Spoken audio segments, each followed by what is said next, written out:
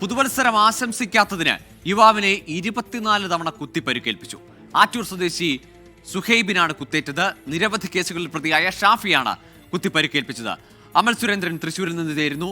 അമൽ, ഇന്നലെ വൈകുന്നേരമുണ്ടായ അല്ലെങ്കിൽ രാത്രിയിലുണ്ടായ കുട്ടി പ്രതിയായ കൊലപാതകത്തിന്റെ നടുക്കം മാറുന്നതിന് മുമ്പാണ് മറ്റൊരിടത്തൊരു ആക്രമണത്തിന്റെ വാർത്ത വരുന്നത്. ഈ പരിക്കേറ്റയാളുടെ ആരോഗ്യനില എങ്ങനെ? ഈ പ്രതിയെ പിടികൂടിയോ? ഗോകുൽ, ഈ പരിക്കേറ്റ ആളുടെ ആരോഗ്യനില എന്ന് പറയുന്നത് ICUവിലാണ് ഇയാളെ അഡ്മിറ്റ് ചെയ്തിരിക്കുന്നത്. 24 തവണയാണ് ഇയാൾക്ക് കുത്തേറ്റത്. കയ്യിലും തലയിലുമായിട്ടാണ് കുത്തുകൾ ഉണ്ടായത്. അയാളുടെ മുഖത്താകെ പരിക്കുകൾ പറ്റിയതിൻ്റെ ചിത്രങ്ങളെല്ലാം നമുക്ക് ലഭിക്കുകയുണ്ടായി.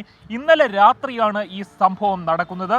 അപ്പോൾ ഈ പ്രതി എന്ന് പറയുന്ന ഷാഫി അഥവാ പാപ്പി എന്ന് വിളിക്കപ്പെടുന്ന ഷാഫി മുള്ളൂർക്കര ബസ് സ്റ്റോപ്പിൽ ഇരിക്കുകയായിരുന്നു.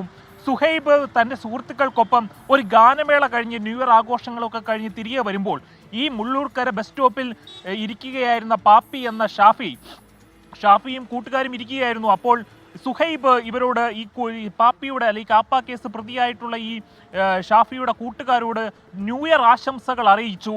എന്നാൽ ഷാഫിയെ ന്യൂ ഇയർ ആശംസകൾ അറിയിക്കാൻ സുഹൈബ് ഒരുമ്പെട്ടില്ല. അല്ലെങ്കിൽ ഷാഫിക്ക് അത് പ്രകോപനമായി.